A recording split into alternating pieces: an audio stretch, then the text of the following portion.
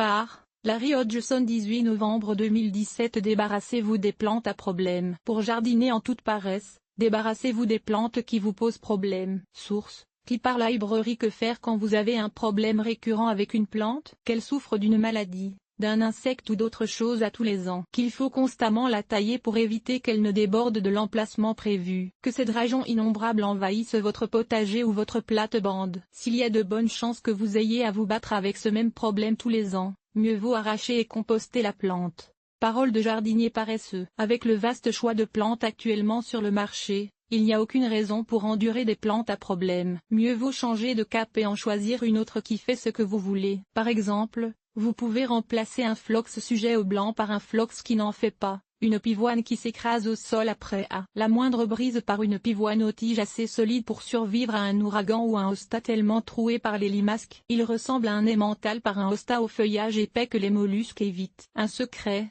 malheureusement, bien gardé. Il m'a fallu de bonnes décennies d'efforts infructueux à cultiver comme il se doit certaines plantes qui posaient toujours des problèmes avant que je ne saisisse ce qui était pourtant évident. Ces plantes n'allaient jamais donner les résultats que j'escomptais et la chose la plus facile à faire avec une plante qui ne performe pas est de s'en débarrasser. Quel changement cela a fait dans ma vie de jardinier. Je suis passé d'un jardinier frustré et forcené à un jardinier confiant et zen. Je ne comprends toujours pas pourquoi aucun autre jardinier n'a jamais pensé partager ce conseil avec moi. Ce devrait être le tout premier truc de jardinage que vous donniez à un autre jardinier. Au lieu de cela, chaque fois que je mentionnais un problème quelconque avec une plante, on me donnait un remède maison ridiculement inefficace qui me rendait encore plus frustré. Eh bien, j'ai un remède maison qui fonctionne vraiment. Débarrassez-vous de la plante qui vous cause tant de frustration, elle ne mérite pas de vivre. Évitez les plantes à problème et vous aussi pourrez enfin paresser dans votre jardin. Source: jardinier paresseux. Comme c'est quand on ne cultive essentiellement que des plantes sans problème que l'on constate à quel point le jardinage peut être facile et satisfaisant.